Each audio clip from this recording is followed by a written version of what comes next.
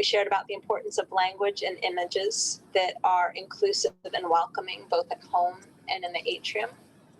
We spoke about some of the constraints that some felt about the materials manual, and the materials that may create a disconnect for some children. We talked about the importance of being welcoming for those who are present, and yet at the same time being aware of those who are not in the room and entering into conversation with the older children about that. We spoke more about how to make formation more accessible. A lot talked about continuing the reading and the personal internal work of anti-racism, and the need to be outspoken for justice, as well as speaking in a loving way that encourages change. So that was last time. Since we focused a lot 2 months ago on the image of God, we thought that this evening we'd be looking at the image of Jesus. So who is Jesus? We'll be sharing our images and our understandings of Jesus. And we'll be working again in small groups to dig deeper and look at the implications of an expansive image of Jesus for our CGS community, the practices in the atrium that support this complex image, and wonder together, what is Jesus calling us to do? And we'll hope that each of you can take away at least one idea or image or word to take into your practice in the coming weeks. So that's what we have planned for this evening. And Anita's going to begin our discussion about who is Jesus. Thank you, Jodi-beth. So how many times have we in the atrium introduced a parable to the child with? Wonder who Jesus is, right? And we ponder those very same questions for ourselves, for our own spiritual journey. So I want to invite you today to think about the biblical images of Jesus, you know, the ones that we are so familiar with because we lift them up for the children in the atrium. Some of us weekly, some of us more often than that. What are those images, firstly?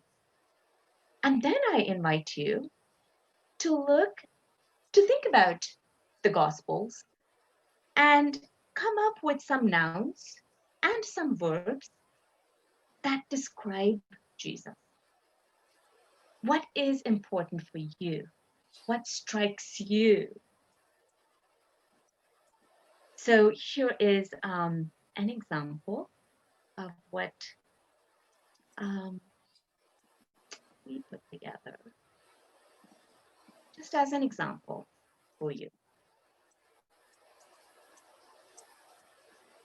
What can we add to this? So if you want to just put that in the chat, I can gather some nouns, some verbs, some images, and add it to this table that I have started to create.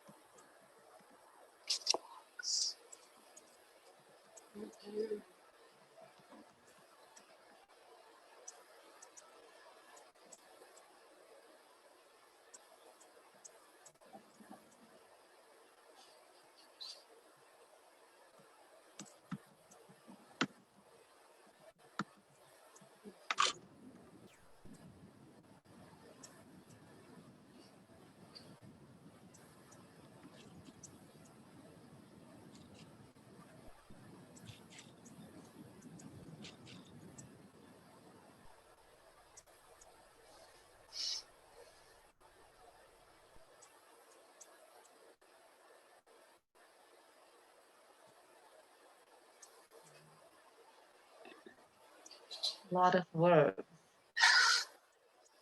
There's more verbs than nouns. Does that say something? I don't know.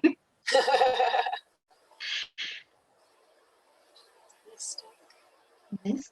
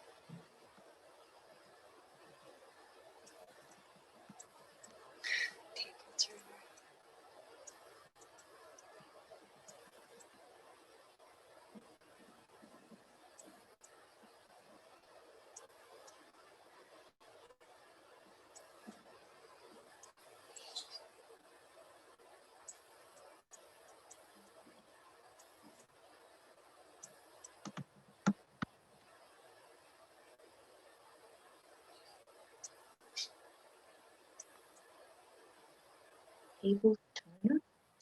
Travel. Seems like a verb. Yeah.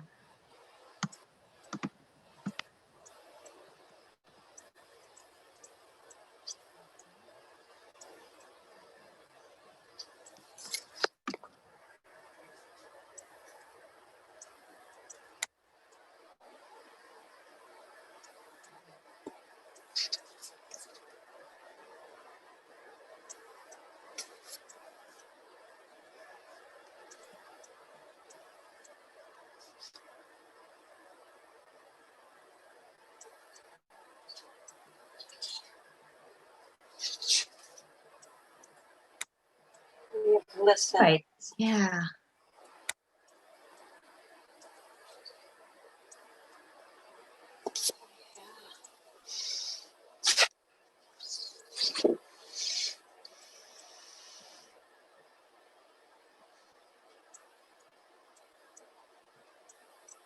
So there were so many images that so many verbs that come to mind, so many nouns that come to mind when we think of Jesus as a person. Interestingly, I see rabbi, brother, son, friend. I see light. I see mystic. So pure savior. But many of these nouns point to Jesus's humanity. Mm-hmm. I have not seen Emmanuel, God with us. Mm. I have not seen Prince of Peace. Adam. And I just make that observation. And I'll talk a little bit more about what we have done here and why that is important, right? If I can stop sharing the screen. Oh, yeah, no, that's... we'll share that table with everyone afterwards, Catherine.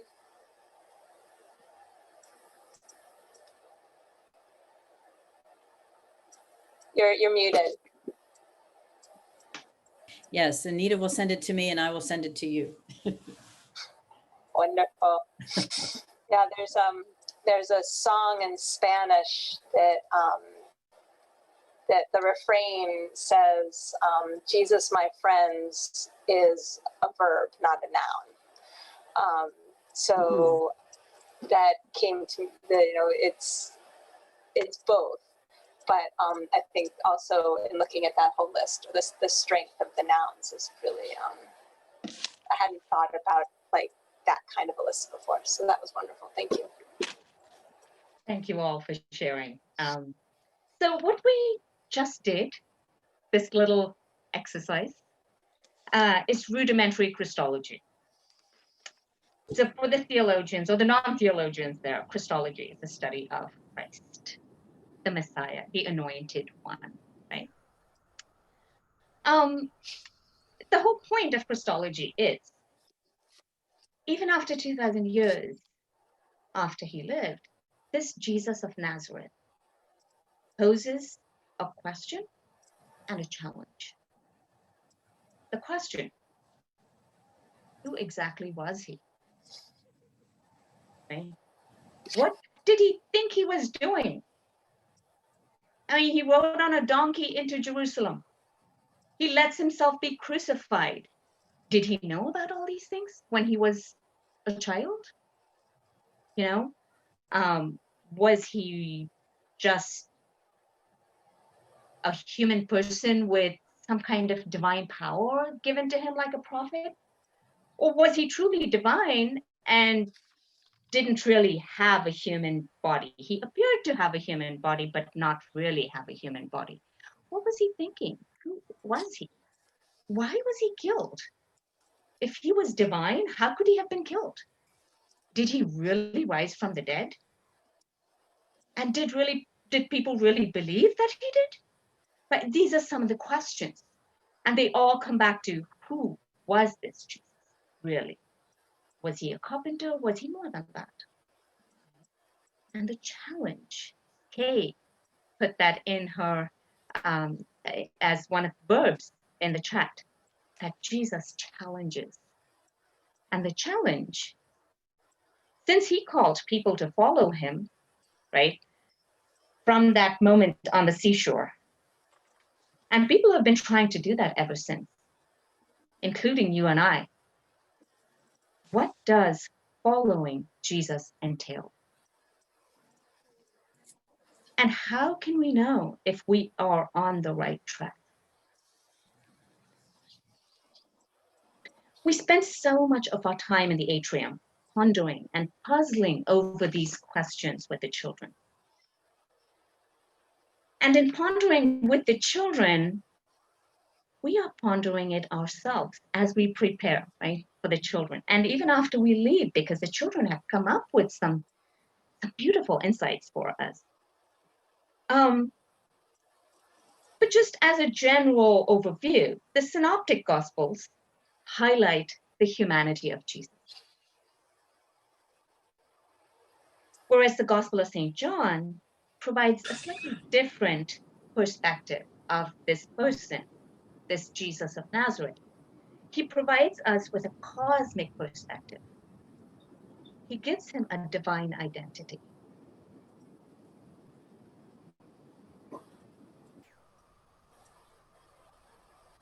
So how do we know that Jesus he was historical? We have some evidence, historical, archaeological evidence for that. How do we know that he was divine? It's really the scriptures, right? The canonical scriptures that give us that evidence, if you will. And there is much in the narratives of the Gospels that can be accepted as historically trustworthy, and that is what provides a foundation for modern biblical Christology. The one way that biblical theologians figure out whether a particular account, a particular story in the Bible, in the Gospels, is actually true is by how embarrassing it would have been to the early church to record that story. So, for example, the baptism of Jesus. That's a story that is in Matthew, Mark, and Luke, the three synoptics. Why do they have to put that there? I mean, baptism is for repentance and the forgiveness of sins, right? That's what Mark says.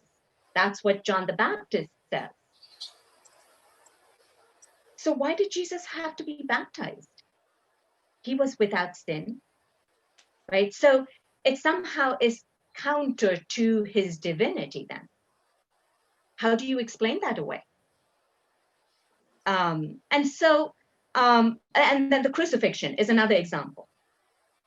At the crucifixion, the Gospel of Mark records Jesus as saying, my God, why have you forsaken me? Again, why would he record that little detail?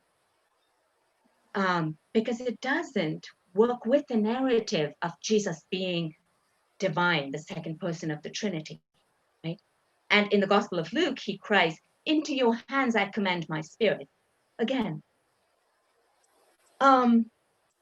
So these are difficult stories to explain away.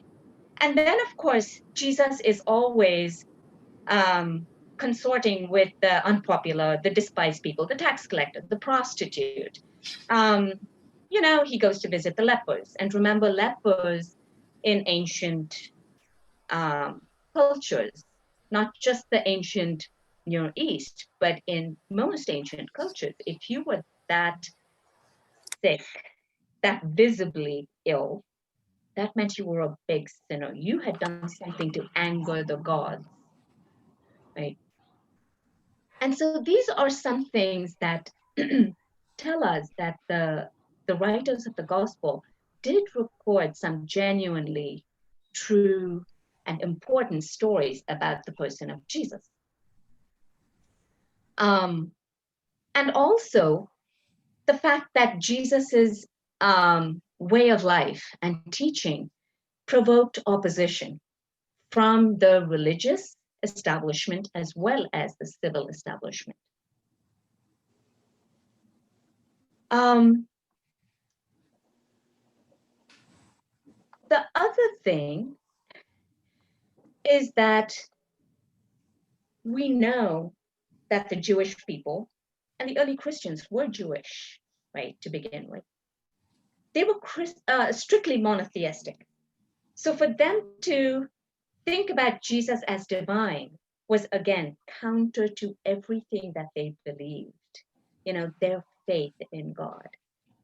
So how did they come to regard Jesus as that long foretold Emmanuel?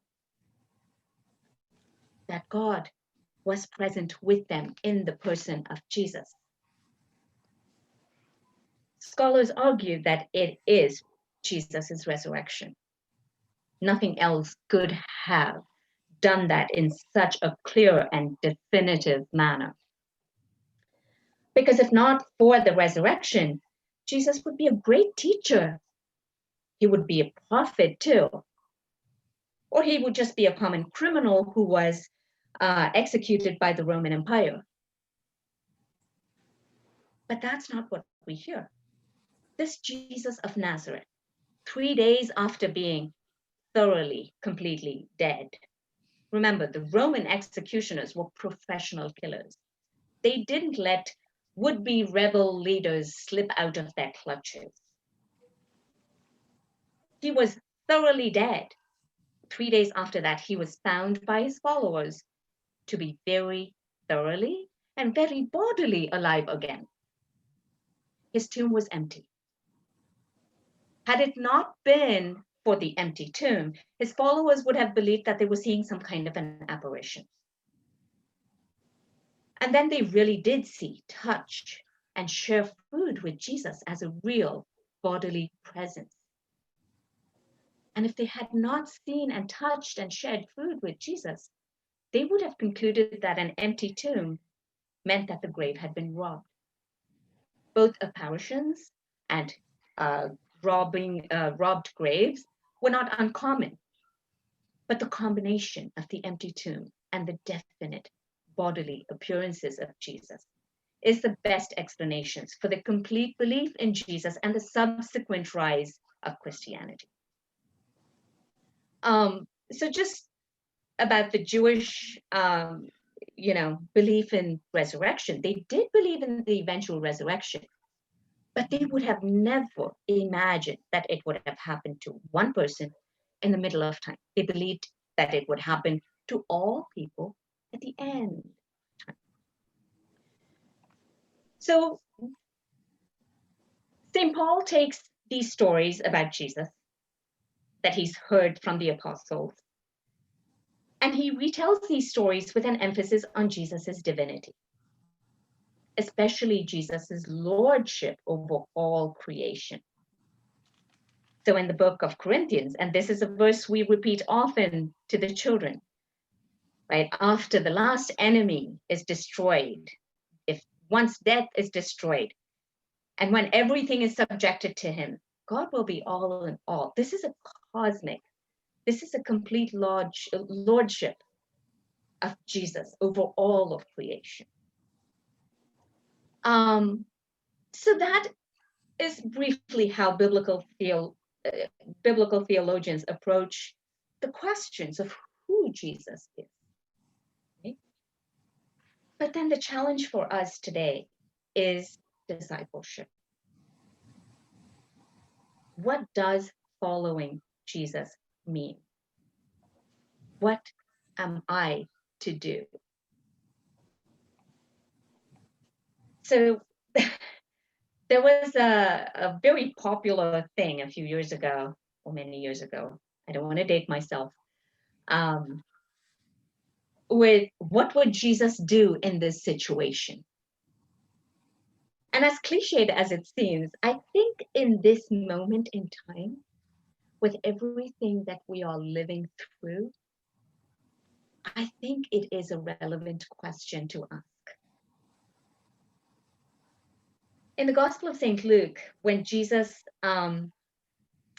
begins his public ministry, he goes to the synagogue in his hometown and he reads the scroll of Isaiah. And this is what it says. The Spirit of the Lord is upon me. To do what? To bring glad tidings to the poor, to proclaim liberty to the captives, to give sight to the blind, release to the prisoners, to bind up the brokenhearted. And that's the first thing Jesus says. And throughout the Bible, throughout scriptures, Old Testament, New Testament,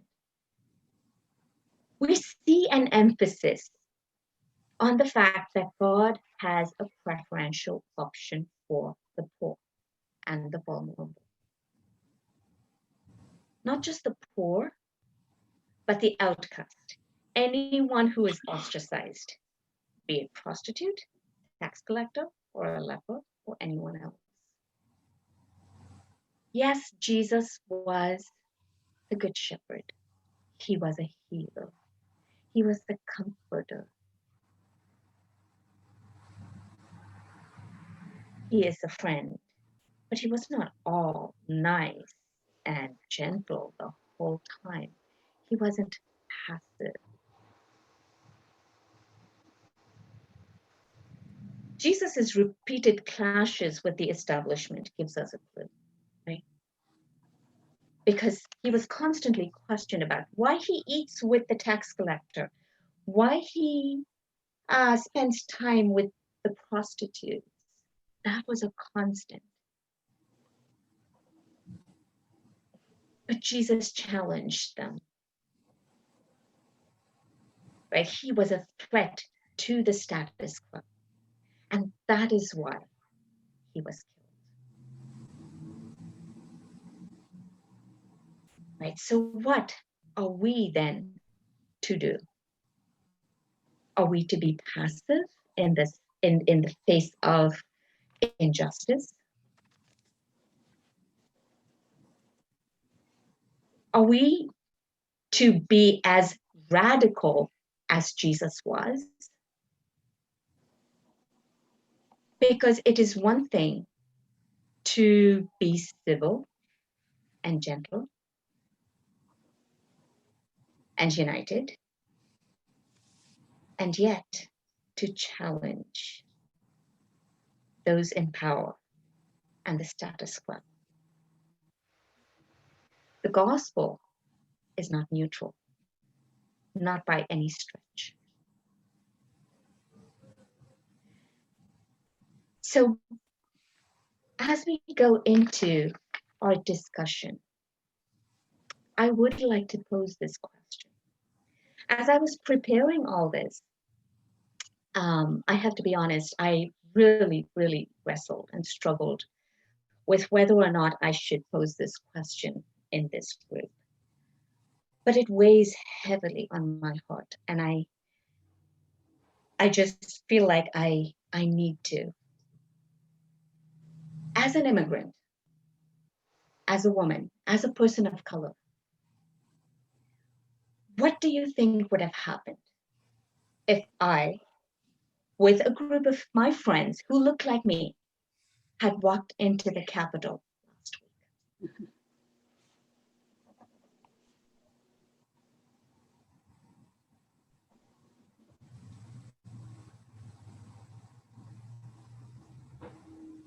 What would Jesus want us to do?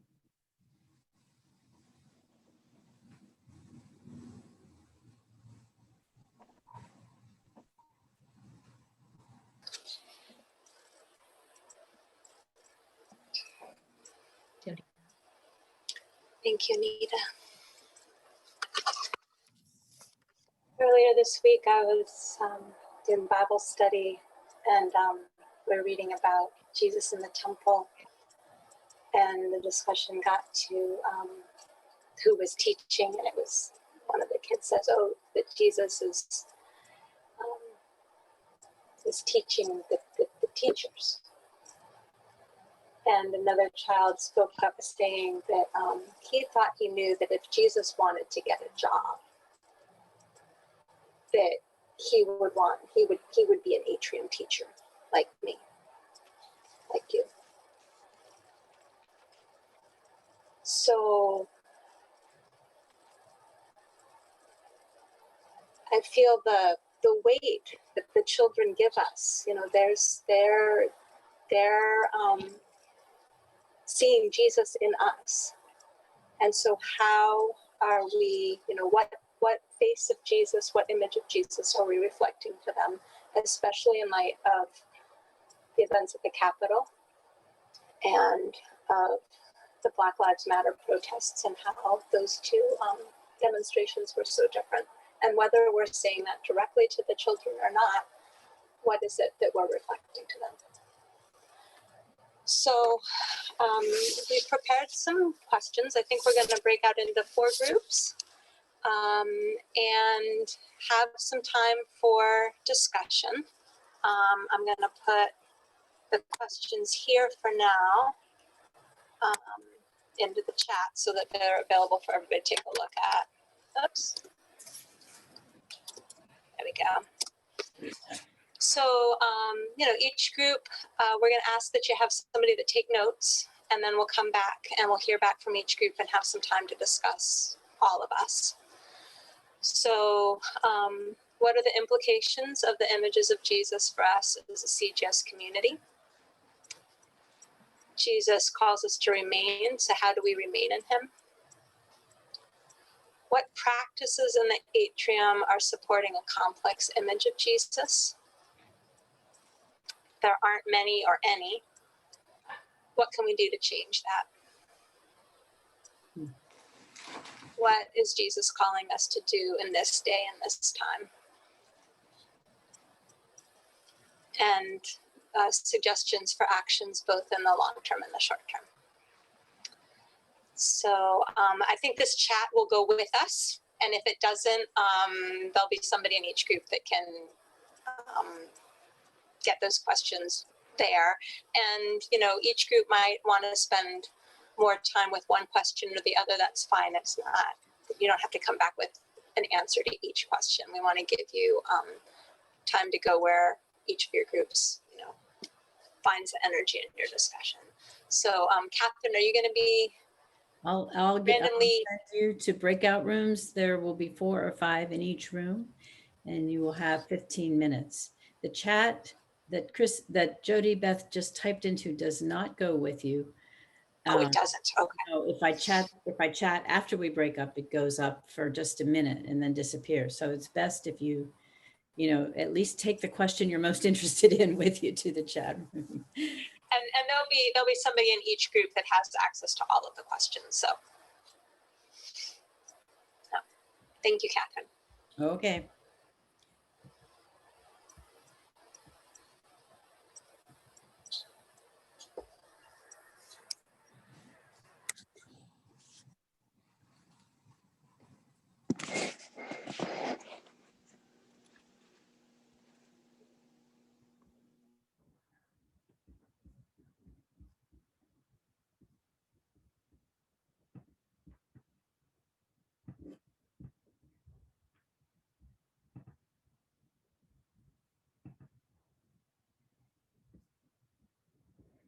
Michael, are you assigned to a group?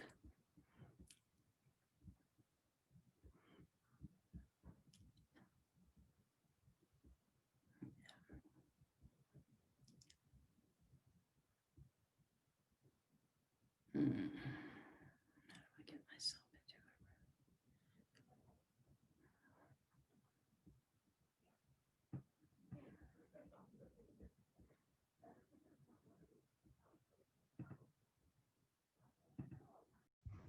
But I go by Trinka and I can't change it right now.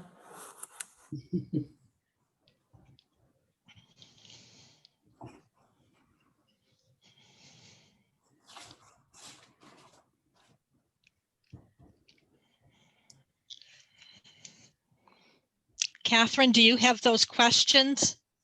I have my sketchy copy. Mine are still up in the chat.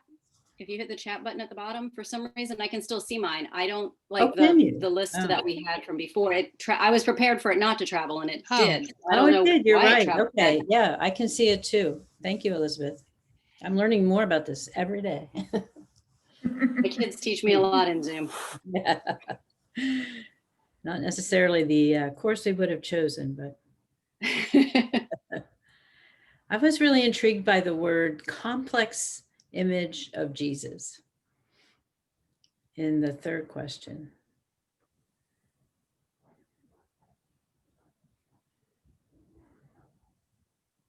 When it would, my development side is saying it would totally, how we present a complex view of Jesus is very much what stage of development the child is in. Because your 0 to 6 is looking at values, which are always going to be a positive statement. Your 6 to 12s are looking much more at a moral statement and can handle the complexity of, yeah, Jesus doesn't just value the tiny, the insignificant and all that. Jesus actually actively elevates these things and these people and honors them. I thought that was really like, we're not making a flat coloring book Jesus anymore.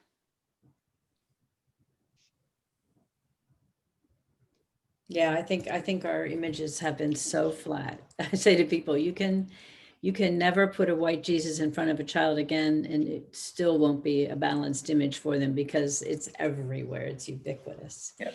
And so even if we just left that out entirely, we'd hardly be scraping the edge off of that image.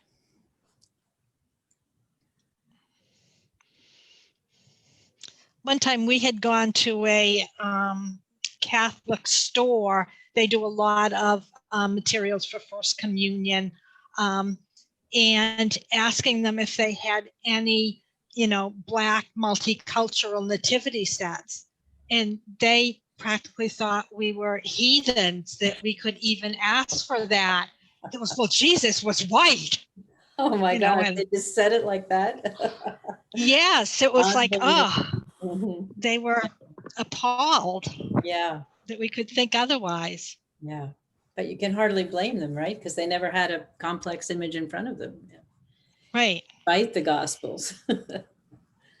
Yeah. There's a really interesting guy that's at Asbury as an adjunct, and he's working on his PhD on how we inculcate a white Jesus into our psyche. So like even in a Black church that Mhm. is historically Black church, you often see Jesus painted as white. Even it's not something like a bought piece, it's like a mural. Yeah. And he kind of talks, he's really interesting. I'm getting to know him better, and I'm enjoying my conversations with him about like how we just it almost just bends us a little bit. Mhm. Even when we're trying not to be bent, we're still bent. Yeah. Yeah. I think about the youngest child and the absorbent mind, and how, those early opportunities to present a not flat Jesus are so formative and so important. It feels like a big responsibility, actually, because that's the inculcation. I think it happens maybe even before, probably before the child is 3.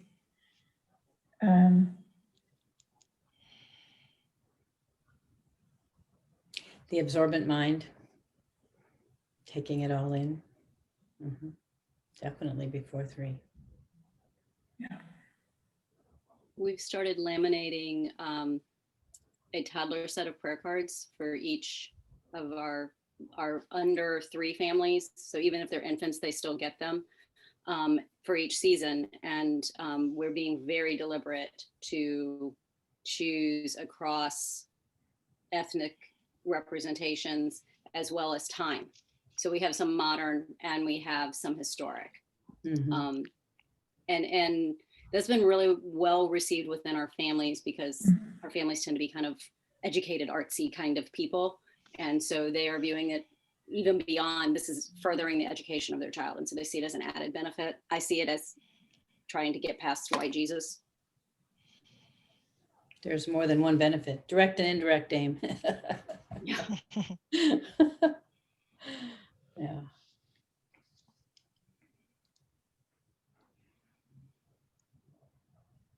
Well, besides images, how else can we support a complex image of Jesus? Like what else would be feeding into racism in terms of our stories about him or our clergy? I don't know. I'm just wondering what are all the ways that this is supported, because I don't think it's only visual. And what can we do to be more complex?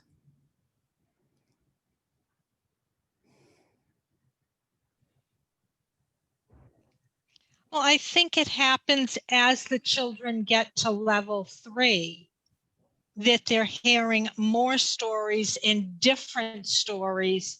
And it's not all, cute little baby that everyone comes to visit, where those are the main stories that they get in level 1, plus his teachings across the land of Israel.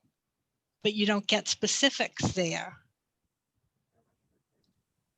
Or in level 3, you're digging into more of a variety, and even the end of level 2 with Bible study. Yeah, that's where we do a lot of that. Mhm. But I think even in level 1, like when you talk about those, the cute baby, we can avoid the cute baby. We can avoid singing happy birthday to Jesus. We can avoid, We do. I mean, what is, in some ways we can identify with Jesus and say he has a birthday like me, but in other ways, he's much more complex. Right. So how serious can we be? I felt like Sophia was very serious you know, in her work with the infancy narratives. And she wasn't just giving them because it was a baby. It was the gospel writers took everything that they believed about Jesus, including his death and resurrection, and it created a story that held that. So the death and the resurrection and in the ministry of Jesus and his outreach to all is all, you know, hinted at in those stories. And she really wanted the kids to be able to start unpacking or see the signs in the story and take it pretty seriously. And there's nothing, I mean, I'm very conscious of pointing to signs and not pointing to what a cute baby. Right, but I'm just saying Yeah. some of them have that from home. Sure. And so Sure. that's what the parents are emphasizing, Mhm. you know, and yes, it's better the birth of Jesus than it is Santa Claus, but Right, right. you know, Yeah. they're still not quite there yet. Yeah, yeah. Well, I think about that, the complexity of the image that enters in, you know, really as soon as the level 1 atrium. I've not spent time in a toddler atrium, but you know, just the story of the Magi is, in some way, it's about people who didn't follow the rules of the leader, you know, who used their own ingenuity and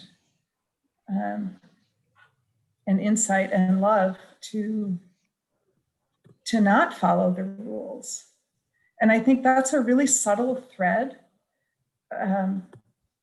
But my sense is the more that children have a filled out image of who Jesus is, the more they hear that and ponder it. And really, you only have to say, what did Herod tell them to do? What did God tell them to do? What did they do?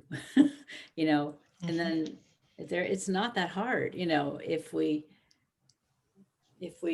lift up those kinds of things.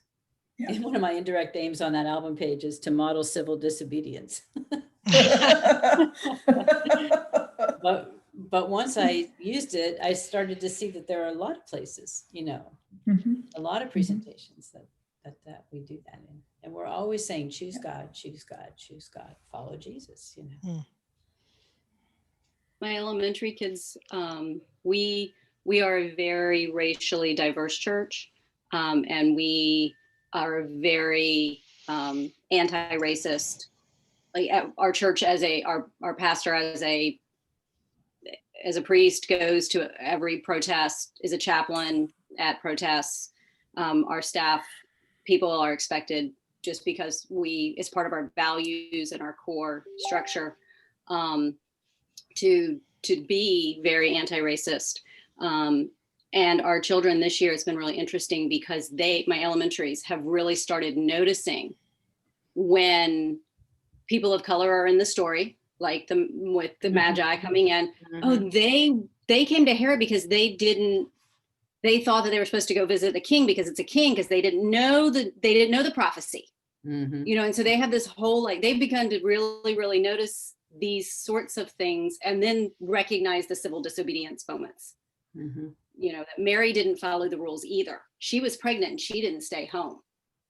She left as somebody pregnant. That was kind of dangerous, don't you think? And I'm like, yeah, sure. You know, and Mary, you know, like all they've just started doing it naturally. And it's not like the children tend to go with their parents, especially with the season of protesting has been much more volatile from the police side. So a lot of our families aren't bringing their children.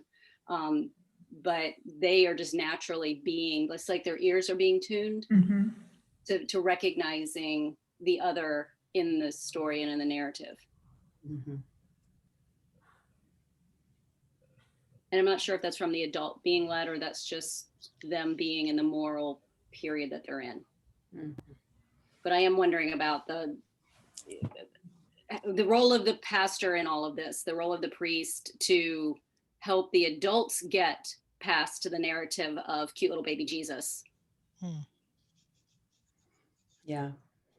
We can take a story and pretty much close down all these possibilities by presenting it a certain way, asking certain questions, and then stopping. Or we can really open up possibilities, and not by preaching, but just by asking provocative questions, and kids really engage them. So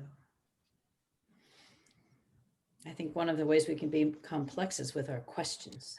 That's my note to myself.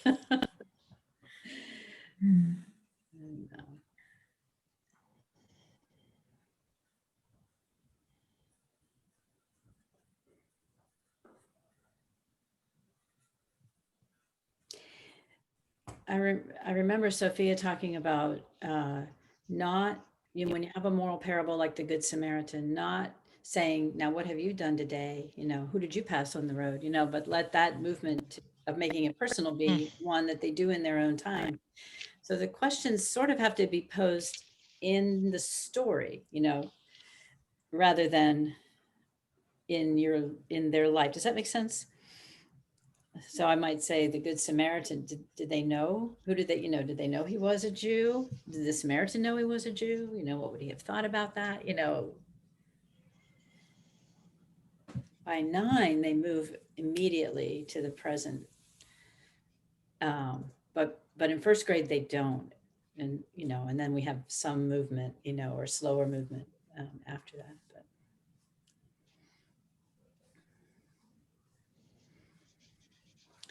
I have to broadcast a message that we have a minute left. And then we have to wind up our conversation.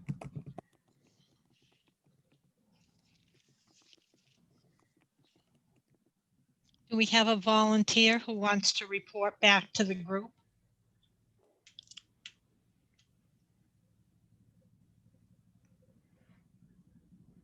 Don't all jump at once.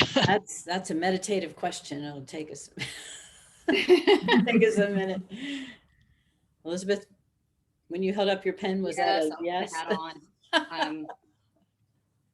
Can do that. I saw that gesture. Give me a second to organize my notes in my mind here. Yeah, don't go first. Thank you, Elizabeth. Yes, that won't be happening. All right, I'm gonna start closing the rooms. That's my one job tonight after praying.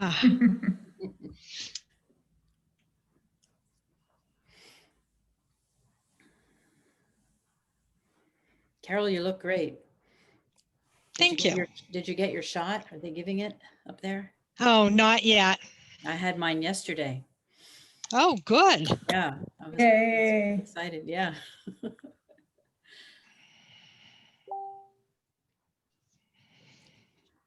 All right, well, we can leave any time and go back to the main room.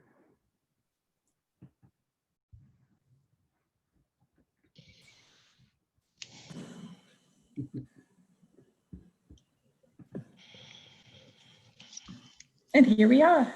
Everybody's really chatting away, I guess, in those other rooms.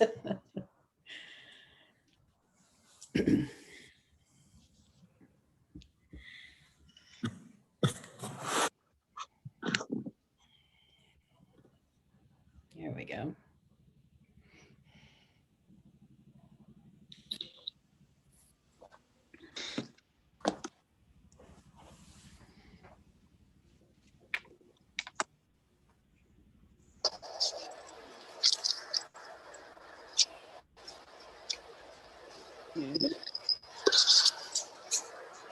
Well, welcome back, everyone. I know for our group that felt quick. We got to know each other and then we're here, but we've got this opportunity now as a bigger group to share what happened in the smaller groups and then continue the discussion. So we were 4 groups, Catherine? Okay. So which group? I think there was somebody in each group that was going to report back. Who would like to report back first?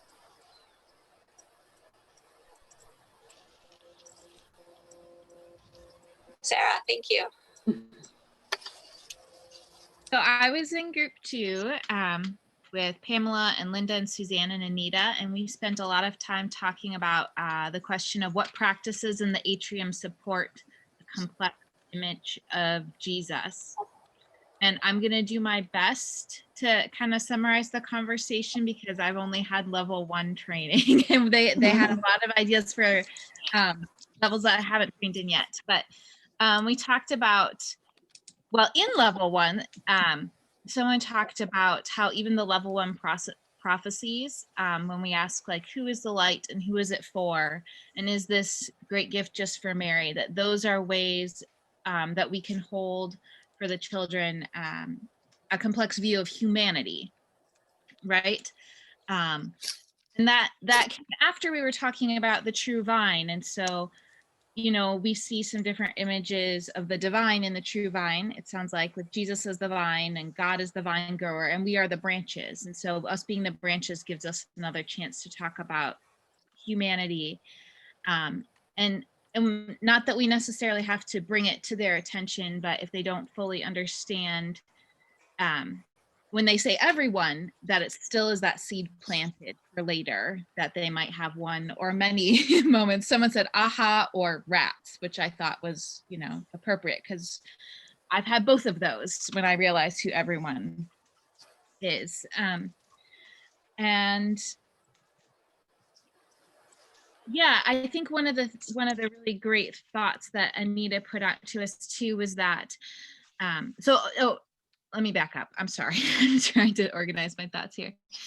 So they talked about a timeline work and said maybe it needs to be lifted up. Who are the people who are created?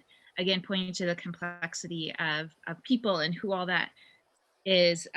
And so what Anita said was, even what we hold in our heart as we give the presentation can impact the children. So even if we're not rising to their attention about all the different people that God loves and all the people that Jesus came to save, just the fact that we carry it with us impacts the presentation and impacts the children in ways that we don't know. And then that kind of flowed into a conversation about actions we could take in the short term or the long term. And there was talk of an expanded meditation in level 3, but I got a little turned around. So if you want more details, you should ask. I have Linda's name by this note. Okay, Linda, help us out. Actually, it was Anita's suggestion that some of the things like History of the Gifts or the Fituccia or even the True Vine or these things that hint at this complexity of humanity, of Jesus dealing with many, many people, that we might go back with the older level 3 children and look at that specifically. So that just seemed like a good idea for us. You did good, Susan or Sarah. So let me just explain. Pam said that, you know, she felt like she wasn't lifting up the role of humanity when she did the Fituccia or the gift strip, the history of the gift. And she felt like she was just glossing over, you know, role of humanity in this history of the kingdom of God. And so I assured her that, you know, at the time that we present that in level 2, that's not where our focus is. But then with the later level 3, we can then go back to this and then talk about discipleship and have an expanded meditation on those timelines with that as a focus. Thank you. So, role of humanity and discipleship. Okay. Thank you, Sarah and Linda and Anita and Pamela. Did I miss somebody in that group? Okay. I was in that group. Okay, Suzanne. All right. Thank you, Suzanne. All right. Another group would like to share? Suzanne. Another Suzanne. Hi. We also considered practices in the atrium to support a complex image of Jesus. And one of the main areas that already exist is listening to the children and asking questions that elicit their own ideas. In Jodi-beth and Tori's school, they have Ethiopian children who have provided a great opportunity. They bring a new set of images to the atrium. One possible difficulty is for a catechist with a Eurocentric viewpoint, how to receive and encourage these diverse images. They've seen that the children, their natural tendency to bond with each other helps to overcome some of the cultural differences. Particularly interesting that Ethiopian Orthodox Christians have different dates for Christmas and different practices. And so this is really, I guess, just a big example of how having a diverse atrium is such a great gift. We just sort of agreed that to keep any images of Jesus either as, like, we have the line drawings in the parable booklets, which are good. They don't have any colors.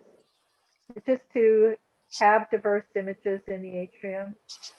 And then I shared that our church is planning to create the parent and toddler atrium with an outreach to the wider community based on Jodi-beth Hines' model.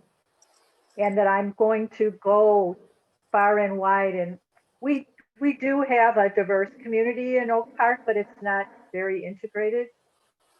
So I'm going to go to some places that maybe people wouldn't think of going to invite people to come to the parent and toddler atrium. Now this is still in the planning stage and we're in COVID, so keep us in your prayers. And finally, there's a request for us to have a roundtable about Zoomium and how to do that. The Zoomium, that's a term that I just heard today, Zoom atrium. I made that up last spring. It's so great. Okay, so let me make a note. So one of these conversations could be about that. Is that what you're thinking, Suzanne? It was a request from one of our members Okay. to have a roundtable about, in our church, the parents have told us very definitely that the children are Zoomed out. Mm-hmm. So what we do is all basically by mail. We send the materials once a month and we're trying to develop a way to communicate by mail, snail mail. Mm-hmm. Okay, we can do that. Thank you for that suggestion, whose ever idea that was. Thank you, Suzanne and Tori and Margot in that group. We have 2 more groups. Who else would like to share? Elizabeth. If you're in my group, like waggle your hand around or make a funny face, do some sort of, yep, there we go. So we also were really struck by how do we imagine a complex Jesus within our atriums. And we mentioned that we thought that images themselves needed to happen from a very young age, so like toddler level, and that might also then require involvement from other powers that be within the church structure to encourage that narrative. We mentioned that discussions should not be centered around the cute baby Jesus idea, but allowing for the mystery of the enfleshment to not be minimalized in the conversation, to allow that whole ability of the child to look at such big and deep theology. Making sure that we don't avoid the questions around civil disobedience within narratives, Perfect example being the Magi being civilly disobedient. They did not return to Herod as they were requested, and were obedient to the voice of God. God spoke to them and they responded with yes. And by the beginning of the third level, Catherine mentioned that we are beginning to embrace the power of imagination fully. So Bible study and other level 3 works hold a special place for this level of complex discussion to be had around civil disobedience as a thing in the present tense, and around the theology of Jesus giving active priority to people who are in a marginalized or set aside position. And one thing I had forgot to mention is we actually have for our 3 to 6 and on the shelf, where we have crosses from around the world. So we have like an Ethiopian cross and we have a Russian Orthodox cross, and they are doing cross matching to a card since it's kind of more nomenclature based. But when they go to elementary, we have a map of the world and we have the same work, and they can take that off the shelf and they're matching these crosses to different parts of the world. So the Jerusalem cross goes to Jerusalem. And so it's just kind of saying Christianity, it's giving another tangible way of saying that the cross covers the globe. It's just a different way of doing it for us. But anyway, so that was what our group kind of discussed, among, I'm sure, other things that I neglected to take good notes on. Thank you, Elizabeth and Carol and Catherine and Catherine. Is that everyone in that group? Mhm. Okay. One Catherine is Trinka.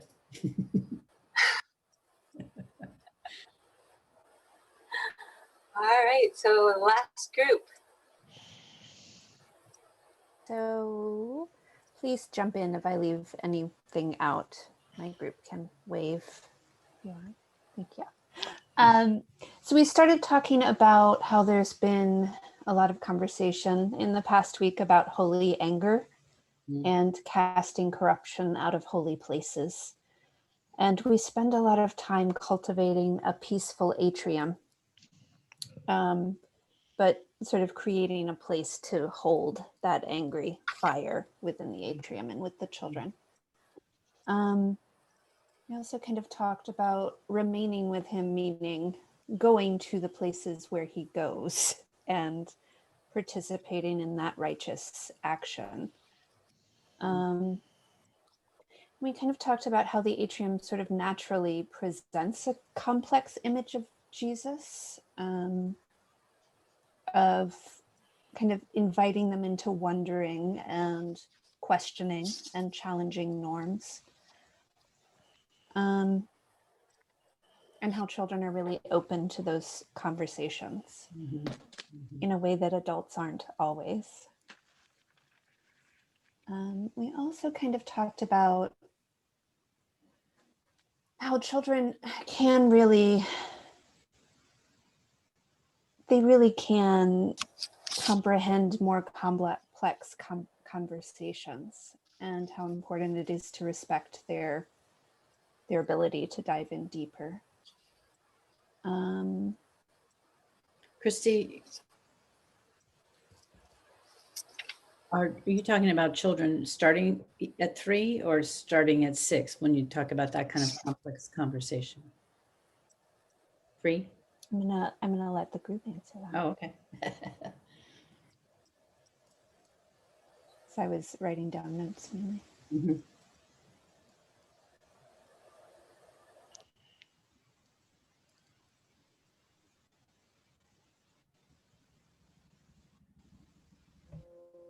I don't think we distinguished in the conversation. I would assume that we were thinking of slightly older children, but I might be wrong there.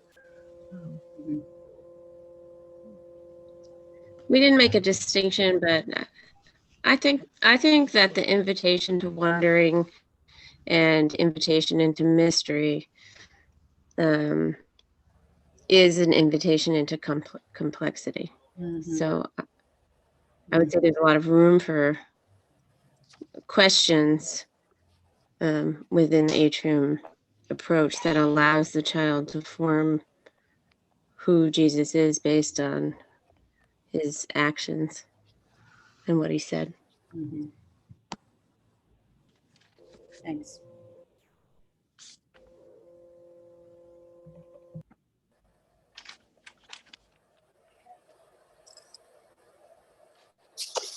Is that everything with your group, Christy? So are there any other little pieces that I missed that we should include?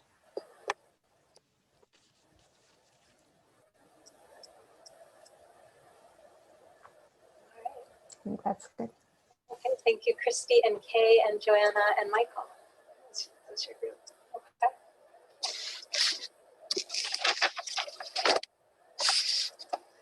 Okay. There's a question in the chat box from Suzanne about how to distinguish manner of civil disobedience. Children saw violent civil disobedience at the Capitol. Mm-hmm. I think we need to be careful how we talk about civil disobedience. Mm-hmm. Does anyone want to respond to that?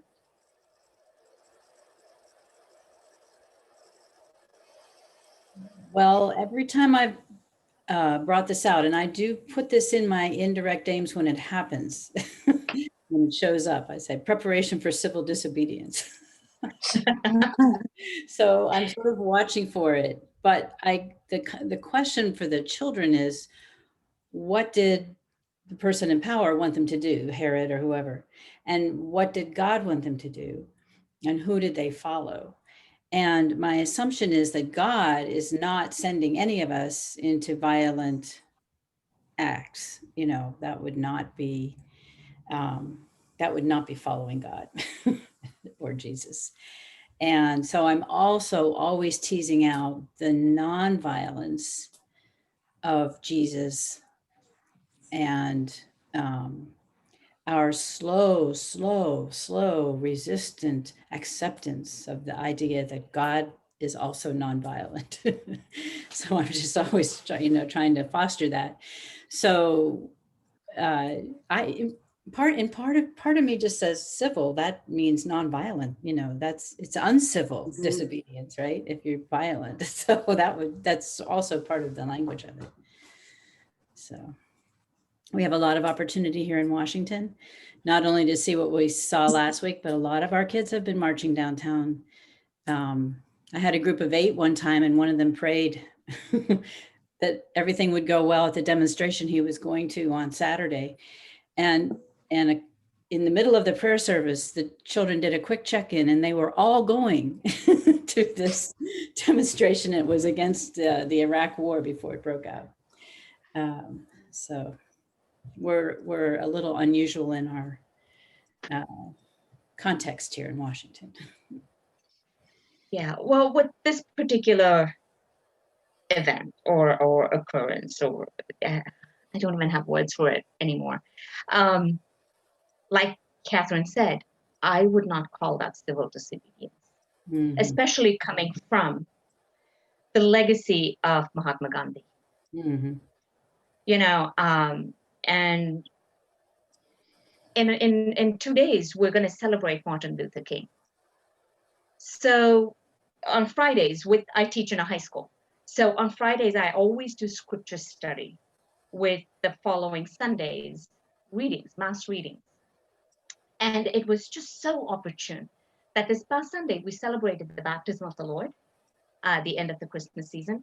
And the first reading was from Isaiah chapter 42, verses 1-4, the first servant song.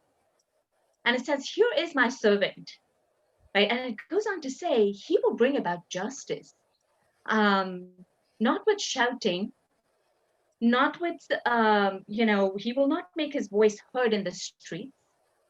A bruised reed he will not break. Smoldering wick he will not quench. That I lifted up and juxtaposed with the images from the Capitol to my juniors and seniors and said, so this is where we are, and who are you called to be as a disciple of Christ? And when we think about King, whose birthday, that is a wonderful time. This is a wonderful time to start the process of healing in our nation, because King strove to be a follower of Jesus, and he really strove to keep in balance the fact that our society can be unjust and can be improved, but also with that love for the other. I think what we've seen in recent years is a lot of people feeling, well, I'm on God's side, and therefore I can despise and condemn people who are not doing as well as I am at being nonviolent. But I think that, like Gandhi and like King and like Jesus, we can reach people by remembering that they are also trying to follow some notion of good, and to open up that discussion to embrace again our enemies and pray for them. I've even heard in the Atrium, and we've sort of said, we're not going to talk about, how we hate some political figure in the Atrium. But even in the Atrium, I've seen a lot of, those deplorables that Hillary Clinton talked about. It's not okay to hate them. Mm-hmm. But as Judd Wag always used to say when I was doing communion confirmation studies, it's okay to ask the Holy Spirit to knock someone upside the head and put a lick of sense in there.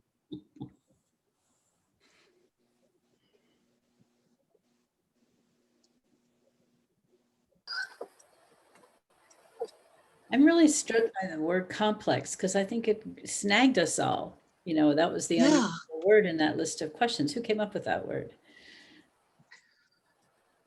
Jodi-beth? Sure, Anita or I? I don't remember. We came up with it together. It seems to me that we should hang on to that, because it may be a way to engage others in our catechetical community to talk about introducing a complex image of Jesus as something they might go for, rather than be taken aback by, what are your images of the Black Jesus, or, being more specific. Yeah. It might be kind of a snag that will be useful for all of us, in these conversations. Mm-hmm. Yeah. I think that's a really good, So that idea of complex, and there was, a lot of the groups talked about the practices. I think we were, wanting to find ways that we are representing that in our practices, and yet I think we also are recognizing that there's a lot more that we can do. Mm-hmm. And so, the last group sharing also about the holding, creating this place for to hold a holy anger, I think is also important to hold in that balance. Mm-hmm. So we shared some about actions. Some of the actions talked about the expanded meditations, especially in level 3, lifting up the role of humanity and discipleship, and outreach to the entire community, especially with the toddler course and Jodi-beth's model. But we wanted to give an opportunity here at the conclusion of our time together for some after all this discussion, for some personal reflection, and wanted to invite you to think of one word or one idea or one action plan. Grab onto one thing in these complex times. Find one thing from our time together that you want to take out into your work, whether it's in planning, or working with children, or your own reading, whatever the context you're in right now.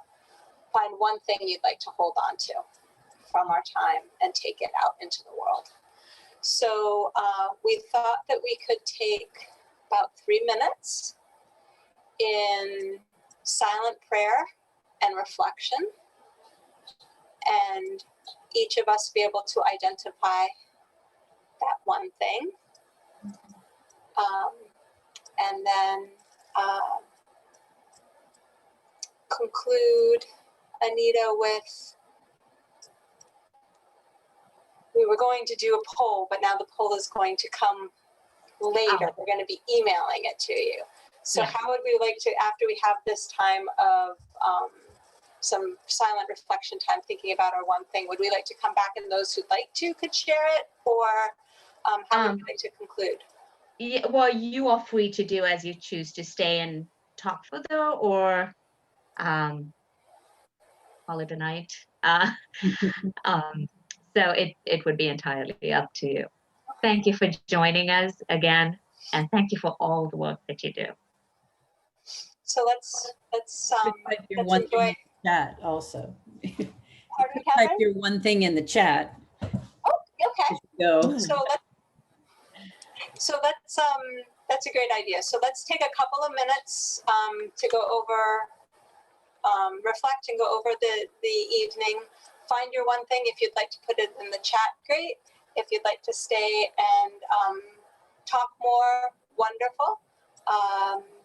And we look forward to further conversations. We will be sending out a poll, and one of the questions in the poll will be, what would you like to discuss in the future?